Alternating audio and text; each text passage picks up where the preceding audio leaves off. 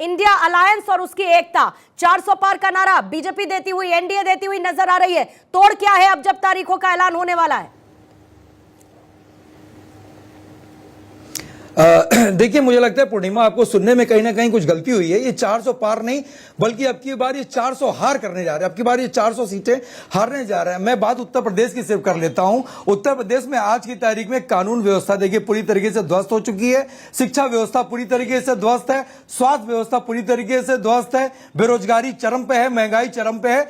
जिस आधार पर हम लोग जनता के बीच में, लोगों के बीच में, उत्तर प्रदेश की महान जनता के बीच में हम लोग जा रहे हैं, और जिस तरीके से उत्तर प्रदेश की महान जनता का प्यार और आशीर्वाद हम लोग को मिल रहा है आज की तारीख में। अभी आपने देखा होगा उत्तर प्रदेश आज की तारीख में पेपर लीक प्रदेश बन चुका है। अभी देखा होगा आपने जो परीक्षा होनी थी दरोगा की, आरओ की, उसमें तकरीबन 49,000 करीब, जो 48,000 करीब जो है वैकेंसी थी, और करीब 59 लाख या 60 लाख लोग जो है परीक्षार्थी ने उसमें अपियर किया था। लेकिन उनके भविष्य के साथ भी खिलवाड़ करने का काम इस भारतीय जनता पार्टी की सरकार ने किया है।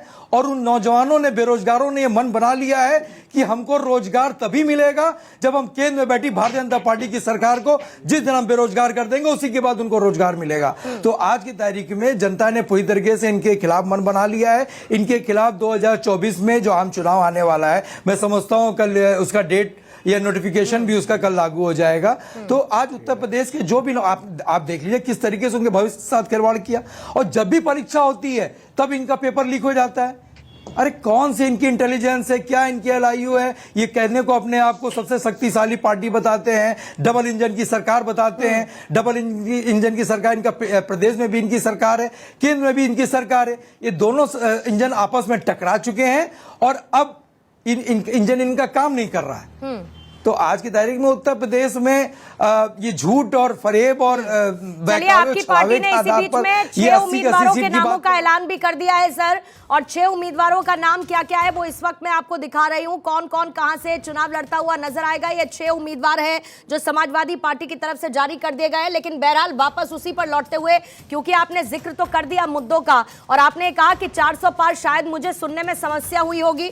मैं तो चाहती हूं कि सर आप मानने या ना मानने में इसमें समस्या पैदा ना करें बहरहाल, क्योंकि बीजेपी तो यही बार बार ताल ठोक के कह रही है कि यही होने वाला है। सिद्धार्थ जी, आपके पास आते हुए, अब क्योंकि तारीखों का ऐलान किसी भी समय, कल की तारीख निश्चित है, समय तय हो चुका है, 7 चरण में मुमकिन है कि लोकसभा चुनाव हो। 400 पार आधार क्या सर, जनता के बीच किसको लेकर जा रहे हैं?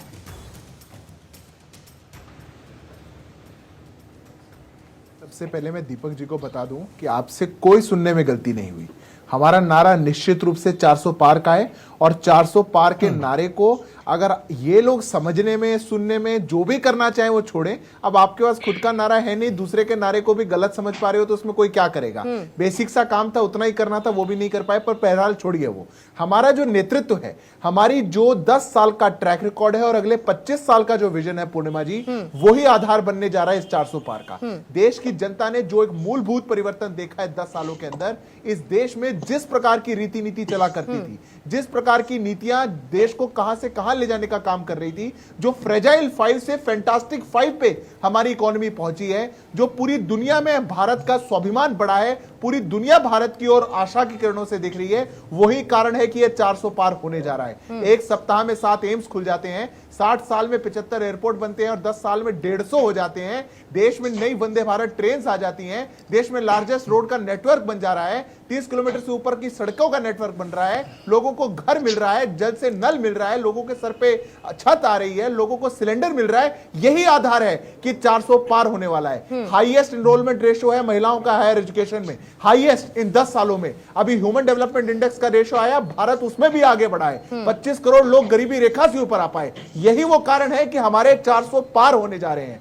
देश की जनता हमारे साथ खड़ी है पूर्णिमा जी। आज देश का जन जन कह रहा है कि मैं हूं मोदी का परिवार। एक नेता, एक यशस्वी प्रधानमंत्री ने इस देश की तस्वीर और तकदीर को बदलने का काम किया है। इस नई तकदीर से भारत विश्वगुरु बनने जा रहा है, पूरे विश्व पटल पर अपना नाम छोड़ने जा रहा है। यही कारण है कि हम 400 पार हो रहे हैं। ठीक है, ईशान त्यागी जी, आपकी प्रतिक्रिया लेते हुए जल्दी से सभी मेहमानों को मैं कवर करूंगी और उसके बाद ज्यादा समय आप लोगों को मैं दे पाऊंगी। ईशान त्यागी, इंडिया अलायंस मोदी के विरोध में तैयार हुआ और यह बताया गया कि इस बार हम मोदी को हराकर रहेंगे, लेकिन एक तरफ यहां पर एनडीए 400 पार की बात करता है।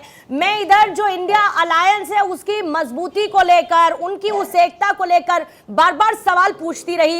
ये क्यों महसूस होता है आज जब इस तारीख में खड़े हैं कि जितने भी मुद्दे आपने लाने की कोशिश करी, बीजेपी उन मुद्दों पर खेल गई और आप कहीं ना कहीं एक किनारे पर खड़े हुए नजर आते हैं। इनकैश किसने किया? मुद्दा उठाया आपने, लेकिन इनकैश करने वाला कोई और नहीं बल्कि बीजेपी है। पूर्णिमा जी, सबसे पहले तो आप सवाल पूछिए भारतीय जनता पार्टी से, जिसने ये बोला, जिसका अभी तक जो अलायंस है, एनडीए अलायंस, जिसका नाम है नेशनल डाकू अलायंस, वो कितनी सीटों पे लड़ रहा है और उसके जो भारतीय जनता पार्टी कितनी सीटों पर लड़ रही है और उसके जो साथी हैं वो कितनी सीटों पर लड़ रहे हैं, बताइए। उत्तर प्रदेश में अभी तक इनका गठबंधन पूरा फाइनल नहीं हो पाया। ये सवाल तो मैं आपसे भी नहीं पूछ रही, ये सवाल मैं आपसे भी इसीलिए नहीं पूछ रही क्योंकि इंडिया अलायंस में आप सेकंड लार्जेस्ट नेशनलिस्ट पार्टी होने के बावजूद किस किस स्टेट में सीटों पर कितना कॉम्प्रोमाइज कर रहे हैं, फिर भी मैं आपसे सवाल नहीं पूछ रही सर। तो उनसे क्या पूछूं मैं? उनसे क्या पूछूं ये बताइए। आप खुद कॉम्प्रोमाइज करके बैठे हैं सर। पूर्णिमा जी, गठबंधन जब होता है तो उसमें सभी पार्टियों को साथ लेके चला जाता है, वन मैन शो नहीं दिखाया जाता जिस तरह से भारतीय जनता पार्टी नेशनल डाकू अलायंस में दिखा रही है। हमारा जो अलायंस है वो बिहार में सफल हो चुका है, उसमें सीट शेयरिंग हो चुकी है, उत्तर प्रदेश में हो चुकी है, उसके बाद हमारी महाराष्ट्र में होने जा रही है। भारतीय जनता पार्टी बताए कि उसका बिहार में क्या अलायंस है, वो चिराग पासवान जी को कितनी सीट दे रहे हैं, वो क्या बोलते हैं उत्तर प्रदेश में राजभर जी को कितनी सीट दे रहे हैं, वो महाराष्ट्र में कितनी सीट दे रहे हैं, शिवसेना वालों को जो उनको तोड़ के ले गए, एनसीपी वालों को जो उनको तोड़ के ले गए, उनको कितनी कितनी सीटें दे रहे हैं, इनसे भी सवाल पूछिए। और आप बताइए, मुद्दों की बात करते हैं, चलिए आ जाइए मुद्दों पे आ जाते हैं। देश में आज की डेट में सबसे बड़ा मुद्दा, सबसे बड़ा स्कैम जो भारतीय जनता पार्टी का कल निकल कर आया है इलेक्टोरल बॉन्ड्स के रूप में, आइए उस पर बात करते हैं। देखिए किस तरह से पिछले 10 साल से आप देखिएगा कितनी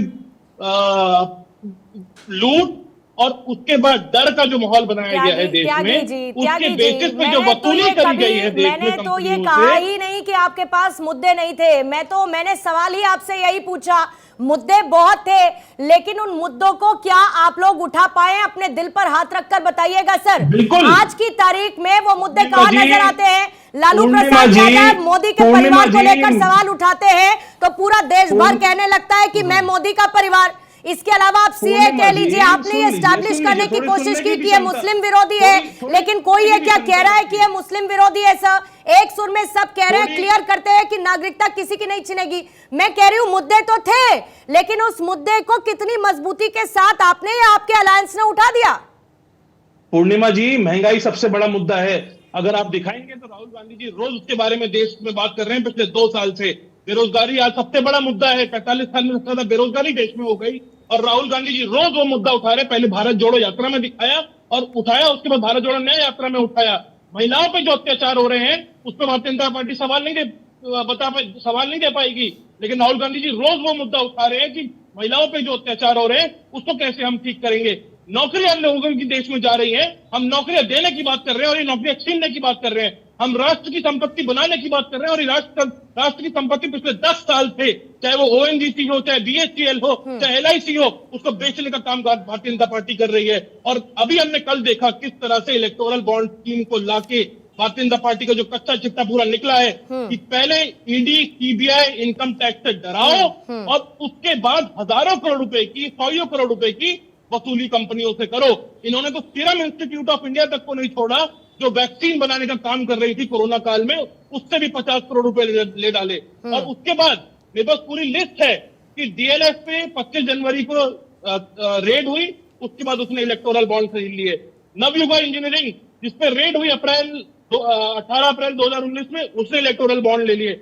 यशोदा हॉस्पिटल जिसपे रेड हुई 2020 में, उसने इलेक्टोरल बॉन्ड लेके भारतीय जनता पार्टी को दे दिए। उसके बाद जिंदल स्टील जिसपे रेड हुई जिसको पूरी डराया पूरी गया लिस्ट, उसके वो उसने लिस्ट electoral सबके bond पास ले लिए। है।